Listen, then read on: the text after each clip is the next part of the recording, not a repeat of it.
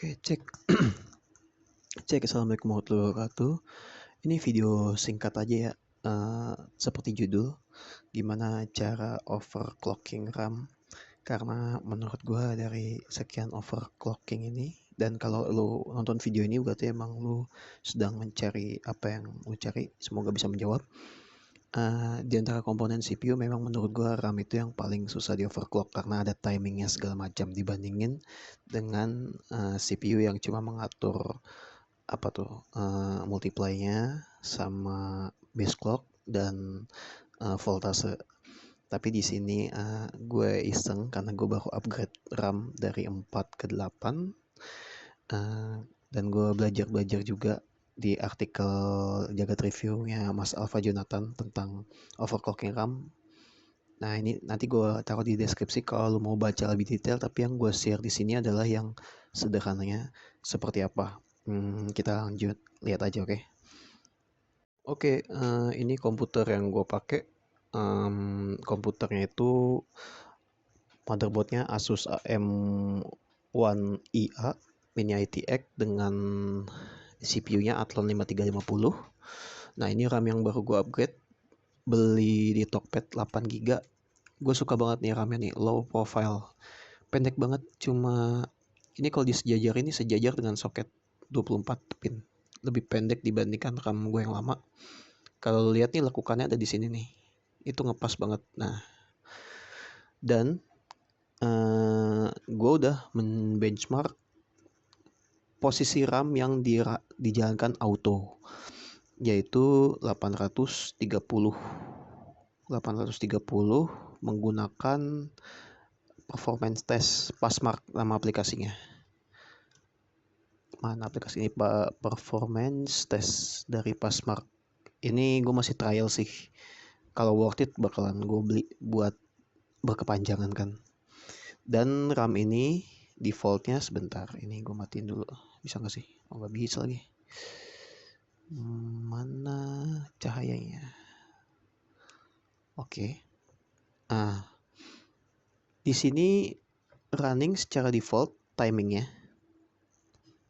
Ntar gue tutup dulu. Di sini running secara default timingnya 800 MHz dengan latensi 11.11.12.28.39 tanpa disetting. Ini model RAM-nya di CPU Z. Nah, di model RAM-nya itu ada keterangan timing dan frekuensi gitu. Jadi defaultnya, karena ini RAM 1600 dan RAM itu double dead rate, berarti frekuensi aktualnya itu cuma 800 tapi double dead rate jadi 1600 dan timingnya itu 11 gini. Nah, kalau kita pakai timing yang lebih rapat dengan latensi yang ke 8 tapi frekuensi RAM-nya tetap 800, apakah ini meningkatkan performanya dari hasil 830 ini? Nah, ini yang akan kita uji. Oke, yang kita lakukan selanjutnya itu adalah masuk ke BIOS-nya. Masuk ke BIOS itu caranya macam-macam, sesuai dengan pabrikan motherboardnya. Kalau ini Asus, kita pas lagi booting tekan delete berkali-kali nanti langsung masuk ke BIOS. Ini udah masuk. Oke, seperti yang lo lihat, ini RAM di sistem gua Kingston 8GB running di sini. Langkah selanjutnya itu kita masuk ke advance mode, F7. Oke. Nah, di sini kalau ini sih settingannya gue biarin manual, kecuali di RAM timing controlnya gue bikin auto semua. Karena emang yang mau gue uji itu perbedaan timing pengaruh nggak sama performa. Langkah yang kita lakukan itu adalah mengubah timing charge-nya dulu. Jadi sini 11, 11, 12. Seperti apa? Misalnya normalnya 11, 11, 11. Nah, itu seperti yang di CPU Z tadi. Nah, tadi kan ada CPU Z. CPU Z itu sebenarnya informasi timing yang bisa kalian pakai. gitu. Tapi kalau kalian nggak tahu, kalian bisa ngelakuin cara ini. Cara ini persis banget dengan cara yang gue lihat di artikel Jagat Review. Supaya kita tahu performanya gimana, bukan performanya, stabilitasnya seperti apa. Yang pertama kita atur itu adalah timingnya dia nih, timing charge latency. Misalnya, wah ini running nggak ya di C9? Nah, kita bisa ubah 9, enter. Setelah diubah, kalian pencet tombol F10 untuk save and continue. Lalu dites, stabil apa enggak. Kalau stabil, lanjut ke langkah selanjutnya. Berarti rush delay sama pretime ya, yang sebelah sini, kita ubah mengikuti charge-nya. Misalnya udah dites nih, stabil. Wah, berarti ini 9, ini 9. Dites lagi, stabil, turunin ke 8. 8. Dites lagi, stabil misalnya. Ini ikut 8. Kok 98? Ini jadi 8, ini jadi 8. Udah. Dites lagi, stabil, naik ke 7. Misalnya nih ya, 7. Kalau 7 nggak stabil, berarti memang nggak stabil tuh biasanya dia nggak mau booting, nggak mau masuk BIOS malah gitu. Nah itu kalian bisa nyalain, nanti ada keterangan overclock failed, atau kalian reset BIOS. Dan kalian kembali ke titik terakhir di mana kalian nemu stabilnya. Nah, kenapa gue nggak tes booting? Karena sebenarnya gue juga udah dapat settingan stabilnya itu load profile. Yes. Nah, settingan stabil gue itu ada di 88822. Ininya tuh bisa auto. Tapi gue ngerubah ngikutin tabel JEDEC yang ada di CPU Z tadi jadi 22 ke 30. Walaupun gue juga nggak ngerti banget itu artinya apa. Tapi gue rasa itu akan meningkatkan performa. Nah, kalau lu udah nemu kondisi yang paling stabil, kita bisa save. Terus yes. Nanti dia akan booting.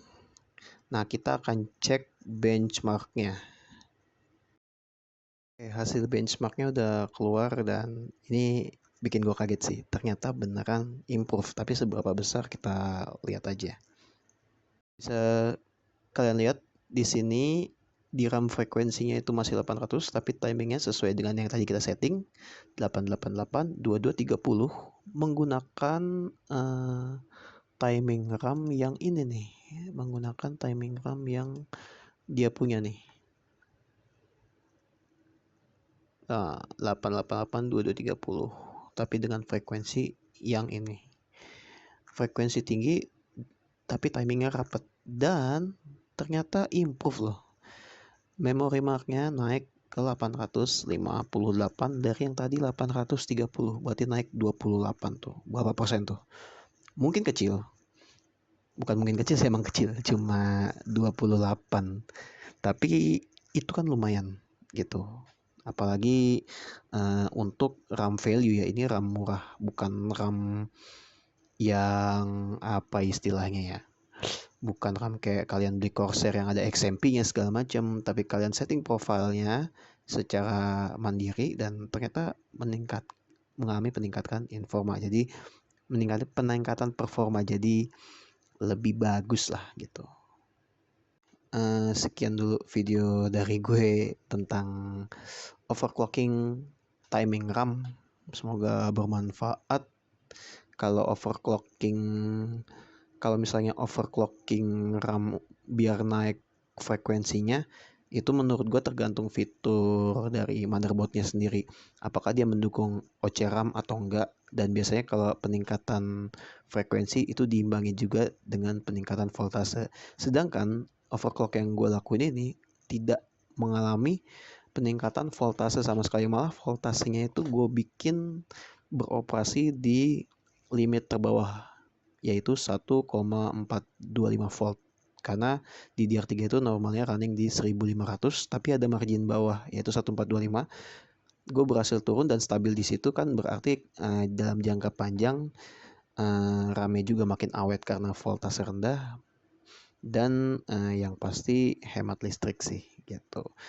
Jadi kalau kalian ada yang mau di-share tentang overclocking RAM atau yang lainnya tentang PC, bisa komen di kolom komentar, kita diskusi lebih lanjut. Atau mungkin lu mau pasti penasaran sama komputer gue, tanya-tanya aja, mungkin bakal gue jawab di kolom komentar ya. Kalau seru sih gue jadiin konten lagi gitu. Oke, terima kasih udah mau nonton sampai habis. Sampai jumpa di video gue selanjutnya. Dadah.